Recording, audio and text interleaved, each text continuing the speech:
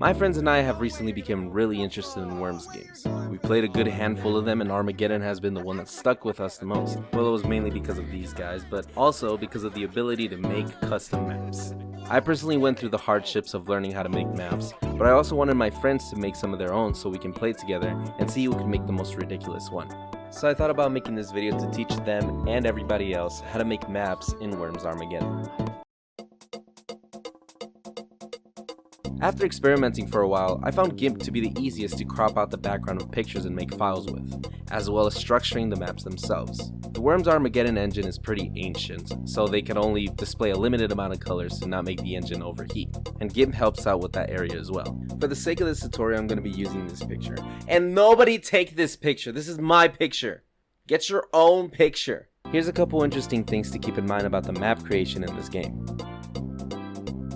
The reason I specifically use GIMP is because of the color limitation that Worms Armaggedon has. They use a palette display, which means that only a number of different colors can be used on screen, and its absolute limit is 112 colors. Here's some more in-depth details if you're interested in that. The minimum map size in this game is 640 times 32 pixels, which would be exactly the size of this image.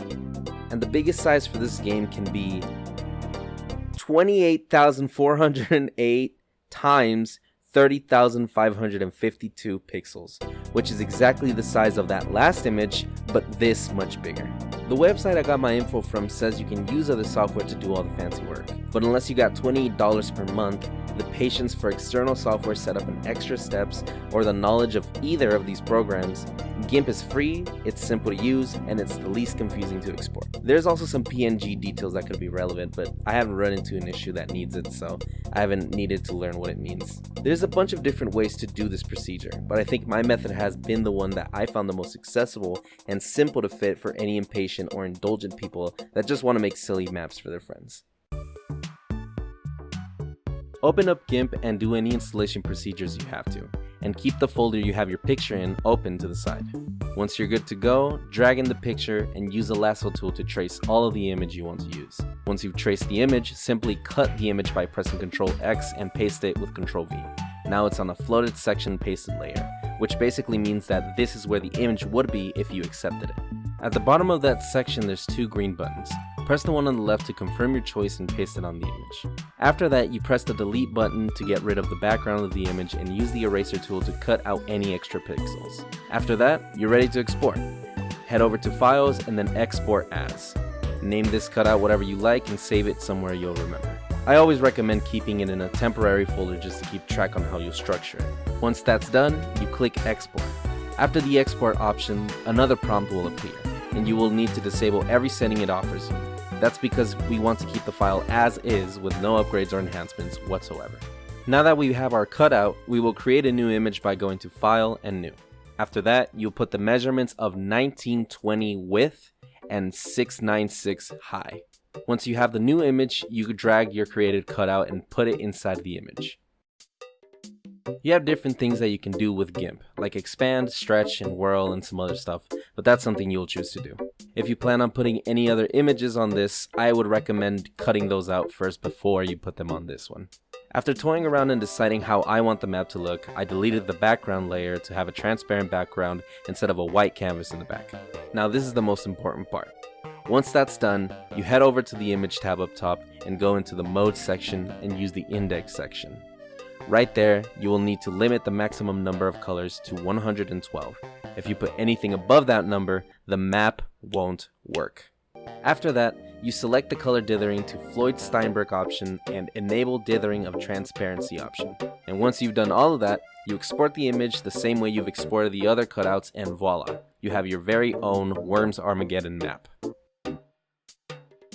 It's important to know that you do the index coloring after you finish and structure the way you want the map to look. Because if you're doing index coloring after each cutout, GIMP will count a lot more than 112 colors and the game won't be able to run the map. So make sure you are finished with your map before doing that.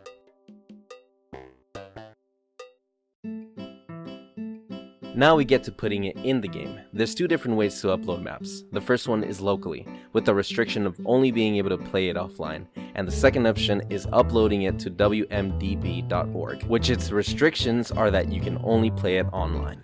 If you want to install it locally, go to the folder of the game, then go to the user folder and then the saved levels folder. After that, open Worms and go to the box on the top right. In my case, I saw it immediately, but if you don't see it, left click on the map and then right click to open the map editor. There will be a drop down category and your image should be in there. If you don't see it, you did something wrong and it's most likely a color problem. If you do see it though, then you can open it and see how you like it. If you want to upload it through the internet, you go to wmdb.org and upload it through there. To upload a map, you have to make an account. And don't worry about a newsletter spam on this website. It's mainly to prevent people from posting garbage anonymously and cluttering their servers. Once you make an account and sign in, you click Add Map and follow along. The type of map needs to be other, it needs to have a title, and it needs the map file to be able to upload it. Everything else is optional. After that, the map will be uploaded to the website and you'll be able to play it online with your friends. Don't know how to join your friends online? You can check out the website where I got this useful information from. It explains the servers, gives you commands on how to set up the game, and a lot of other fun Worm stuff. Make sure to check them out. The website helped me a lot with the information I learned from this game and have made playing it a lot easier for those who want to get into it.